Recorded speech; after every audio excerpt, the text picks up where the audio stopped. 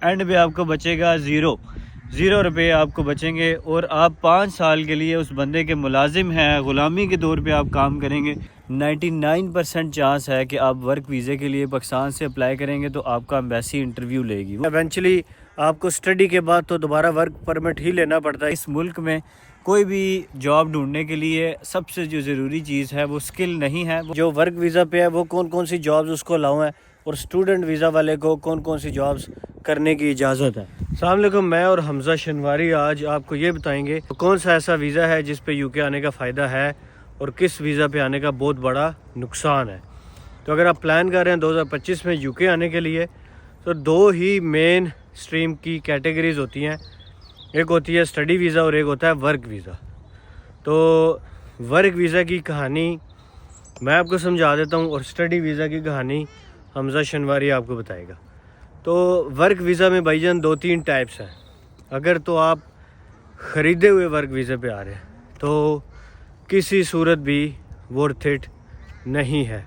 اگر آپ real genuine جو آپ کا ورک پرمٹ آپ کو ملا ہے کسی جاب کی بیس پہ، تو بھائی جان اس سے اچھی کوئی چیز ہی نہیں ہے۔ کیوں؟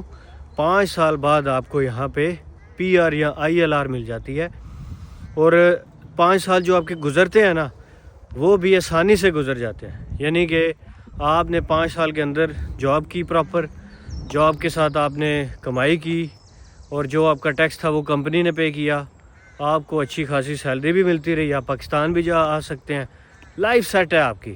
لیکن اگر آپ کسی ایسے ویزے پہ آ گئے جو آپ نے خریدا ہے، اور آپ کو بندے نے بے شک کہا ہے کہ بھائی اس کے ساتھ جاب بھی ہے، یہ جینون بھی ہے، کمپنی بڑی پرانی ہے، ساری چیزوں کی آپ کو اس نے جو ہے نا گارنٹی بھی دی ہے، پھر بھی اس ویزے پہ آنا زندگی کی سب سے بڑی غلطی ہے۔ اس کو میں یوں کہتا ہوتا ہوں کہ بھائی اگر آپ سمجھتے ہیں نا کہ ساری سزائیں آپ کو دنیا کی ایک دفعہ ہی زندگی میں مل جائیں، تو آپ جو ہے نا یو کے کا ورک پرمٹ خرید کے پاکستان سے یو کے آ جائیں، آپ کو لگ پتہ جائے گا کہ آپ کے ساتھ ہوا کیا ہے۔ آپ کی جو کمپنی ہے بھائی جان وہ بھی نہیں چلے گی، اگر چل بھی رہی ہے وہ آپ کو کہے گی ٹیکس دیں، ٹیکس آپ کدھر سے دیں گے؟ آپ کے پاس کمائی نہیں ہے، کیونکہ ورک پرمٹ پہ یہاں جاب الاؤ نہیں ہے، صرف اسی ورک پرمٹ پہ جاب الاؤ ہے جو آپ کو ملا ہوا ہے، اور وہی جاب جو آپ نے شروع سے جس جاب کا آپ کو ورک ویزا ملا ہے۔ اس ویزے کی نسبت میں سمجھتا ہوں کہ 100% آپ کو اسٹڈی ویزا پہ ہی آنا چاہیے۔ اگر آپ کے پاس 2 چوائسیز ہیں، ورک پرمٹ اور اسٹڈی ویزا، اور ورک پرمٹ کون سا؟ خریدنے والا، تو پھر آپ کو آنا چاہیے اسٹڈی ویزا کے اوپر، نہیں تو آپ کی زندگی عذاب ہو جائے گی۔ اب پوچھتے ہیں حمزہ شنواری سے کہ بھائی جان اسٹڈی ویزا اور یہ جو خریدا ہوا ورک ویزا ہے اس میں کیا فرق ہے؟ تو حمزہ صاحب پہلے تو یہ بتائیں کہ ورک کی ریسٹرکشنز کی بات کرتے ہیں۔ جو بندہ ورک پرمٹ خرید کے یو کے آتا ہے اس کی لائف کس طرح کی ہے کام کے اعتبار سے، اور جو اسٹڈی پہ آتا ہے اس کی لائف بتائیں جی، اس کو جابز کی کیا صورتحال کا سامنا کرنا پڑتا ہے؟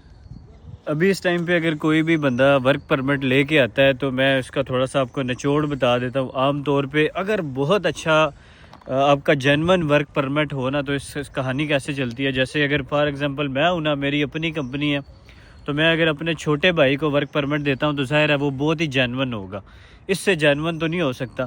اگر میں اپنے چھوٹے بھائی کو بھی ورک پرمٹ دیتا ہوں نا تو ہر مہینے میرے چھوٹے بھائی نے 800 سے 850 پاؤنڈ ٹیکس پے کرنا ہے۔ اب یہاں پہ میکسیمم جو سیلری ملتی ہے نا کسی بھی خریدے ہوئے ورک پرمٹ کی، وہ 1500-1600 سے زیادہ نہیں ملتی اگر آپ کا کام بھی ساتھ چل رہا ہو۔ 800-850 پاؤنڈ آپ نے ہر مہینے ٹیکس دینا ہے، اپنا بھی اور امپلائر کا بھی۔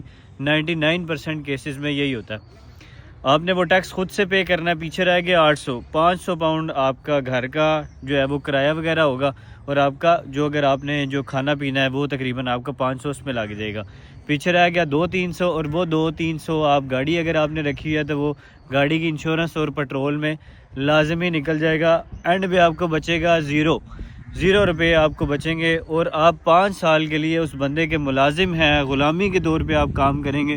کسی بھی پوائنٹ پہ وہ بندہ جس نے بھی آپ کو ورک پرمٹ دیا ہے وہ اگر جو بہت جینونلی بھی چلا رہا ہے تو وہ آپ کو غلاموں کی طرح رکھے گا، وہ آپ کو یہی کہے گا کہ بھائی جان تھوڑی بھی ہینکی پینکی کی تو میں تمہیں نکال دوں گا، جس دن وہ آپ کو نکالے گا تو آپ جو ہے وہ یہاں سے فارغ ہو جائیں گے۔ تو یہ تو ورک پرمٹ کی کہانی ہے۔ اگر کوئی بندہ بہت جینون، بہت اچھا خریدا ہوا ورک پرمٹ اگر لے کے آتے ہیں. ہاں اگر کسی کی پراپر جاب ہوتی ہے NHS یا کسی گوروں کی کمپنی میں پراپر جاب ہوتی ہے NI کے اوپر سارا سسٹم اس کا اس طرح چلتا ہے. پاکستانی ورک پرمٹ کی بات نہیں کر رہا میں, جو کہ کسی بھی ایجنٹ کنسلٹنٹ جو ہے وہ آپ کو لے کے دے ہی نہیں سکتا. یہ آپ نے خود لینا ہوتا ہے. خود آپ نے آپ کوئی سائنٹسٹ ہیں, انجینئر ہیں, ڈاکٹر ہیں, آپ نے اپلائی کیا ہوا ہے, آپ خود کسی جینون NHS کے اندر اپلائی کرتے ہیں یا کسی بھی اور کمپنی کے اندر جینونلی اپلائی کرتے ہیں اور آپ کا انٹرویو ہوتا ہے, پراپر آپ کی جاب لگتی ہے, پھر تو الگ بات ہے. لیکن اس کے علاوہ جو بھی خریدے ہوئے ورک پرمٹ ہیں, یہ تو جو ہے وہ انسان کی, میں سمجھتا ہوں کہ زندگی کی سب سے بڑی غلطی ہوگی.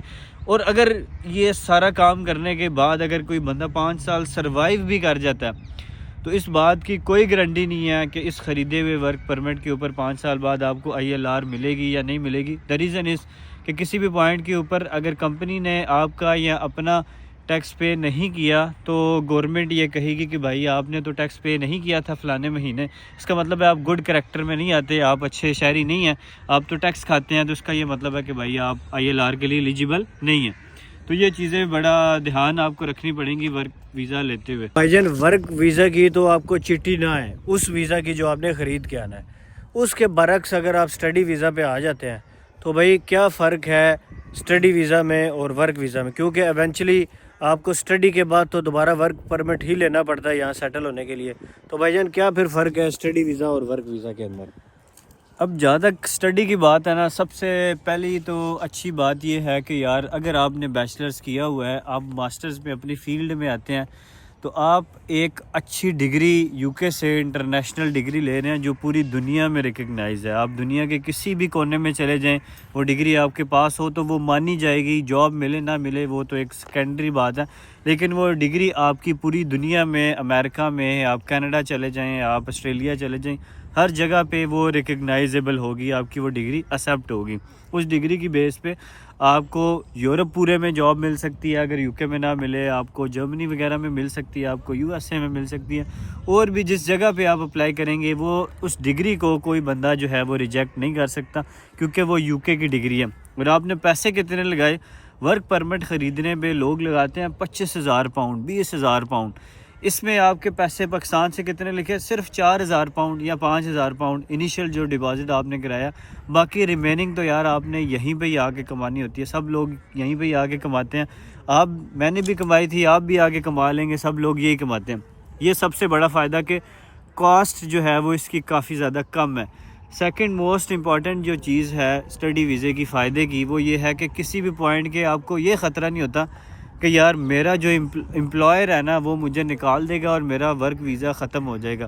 کیونکہ یہاں پہ ہم نے دیکھا لوگ بیچارے ساری زندگیوں اپنے پلاٹ بیچ کے, اپنے گھر بیچ کے آئے ہیں, اور یہاں پہ 6 مہینے بعد ان کے وہ ویزے ختم ہو گئے ہیں. اس کے اوپر BBC نیوز نے بھی ایون بڑا ایک جو ہے وہ ایک پوری ڈاکومنٹری بنائی تھی اس چیز کے اوپر کہ کتنے لوگ انڈیا پاکستان سے اپنے گھر اور اپنی جائیدادیں بیچ کے اس ورک پرمٹ کے اوپر کیئر ہوم والے اور بقایا جو آج کل بک رہے ہیں ان کے اوپر آئے, اور ان کے ساتھ جو ہے وہ کیا ہوا.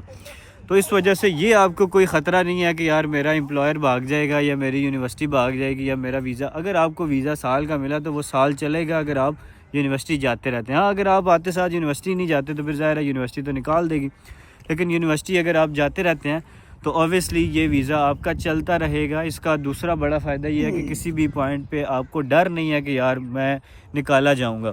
اور ورک ریسٹرکشنز کا بتا دیں کہ جو ورک ویزا پہ ہے وہ کون سی جابز اس کو الاؤ ہیں, اور اسٹوڈنٹ ویزا والے کو کون سی جابز کرنے کی اجازت ہے.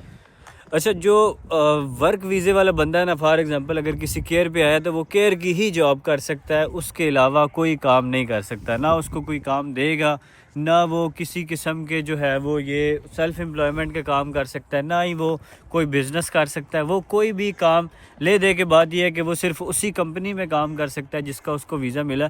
اس کے علاوہ وہ لیگلی کہیں پہ کام نہیں کر سکتا. لوگ چھپ چھپا کے تھوڑا بہت کام کرتے ہیں, لیکن آپ کو پتہ ہے کہ اس ملک میں کوئی بھی جاب ڈھونڈنے کے لیے سب سے جو ضروری چیز ہے وہ سکل نہیں ہے, وہ ورکنگ رائٹس ہیں. اگر آپ کے پاس ورکنگ رائٹ نہیں ہے, آپ ڈاکٹر بھی ہیں تو آپ کو یہاں پہ کوئی نہیں رکھے گا. آپ سائنٹسٹ بھی ہیں, اگر آپ کے پاس ورکنگ رائٹس نہیں ہیں جو کہ کسی ورک پرمٹ والے کے پاس نہیں ہوتے سوائے اس کمپنی کے جس میں وہ جو ہے وہ کام کر رہا ہے, اس کے علاوہ کہیں پہ بھی اس کے پاس کام کرنے کے ورکنگ رائٹس نہیں ہیں.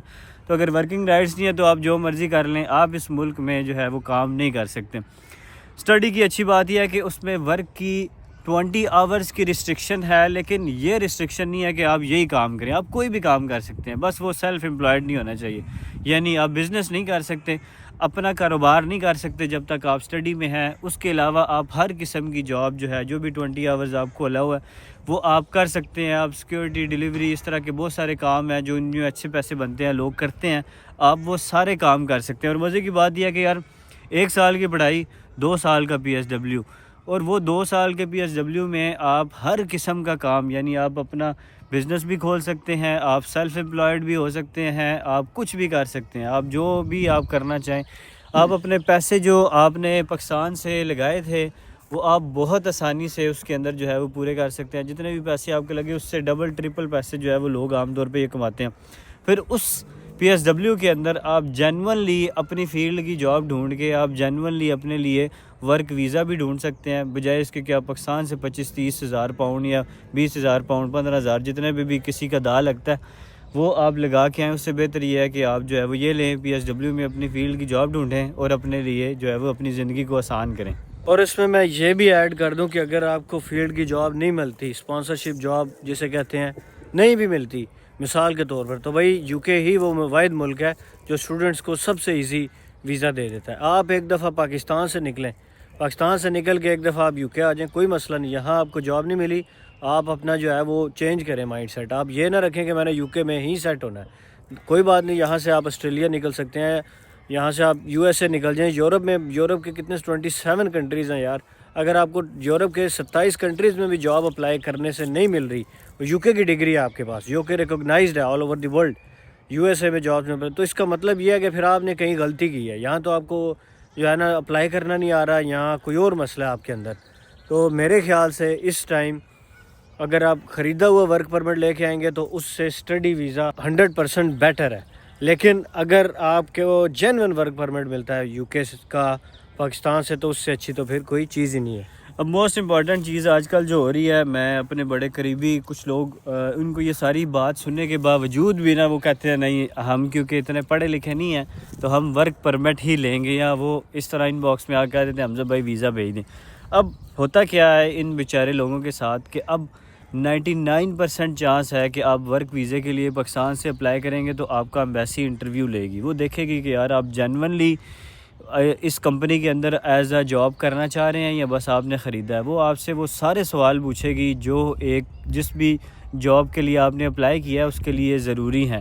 جیسے آپ کسی ٹیک اوے میں ایز اے شیف کام کر رہے ہیں تو وہ آپ سے پوچھیں گے کہ بھائی آپ نے کیسے اپلائی کیا ہے، کون سی آن لائن ویب سائٹ سے آپ نے اپلائی کیا تھا، پھر اس کمپنی کو کتنا پرانا ٹائم ہو گیا بنے ہوئے، پھر آپ اپنی ڈگریاں دکھائیں جی کتنی شیف کی ڈگریاں آپ کے پاس ہیں. وہ پرانی چیزیں آپ کی ساری نکال کے پوچھیں گے. کسی ایک پوائنٹ کو بھی اگر ان کو لگے کہ یار یہ آپ جینونلی شیف نہیں ہیں تو وہ بھائی جان اسٹریٹ اوے ریجیکٹ کریں گے. اور ایسے کیسز میں ہوتا ہی ہے کہ کنسلٹنٹ بھی کہتا ہے دیکھو جی میں تو آگے پیسے دے بیٹھا ہوں، میں تو کمپنی پیسے لے گی، اب میں کیا کروں، کمپنی آپ کے پیسے لے کے بھاگ گیا تو اب کوئی ریٹرن نہیں ہے.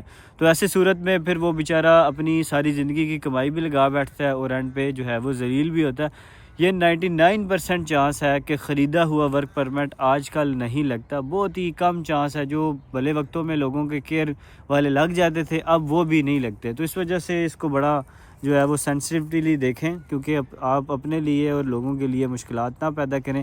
بہتر اسی میں ہے کہ پڑھا لکھا روٹ اختیار کریں بجائے اس کے کہ آپ 2 نمبر کام کریں.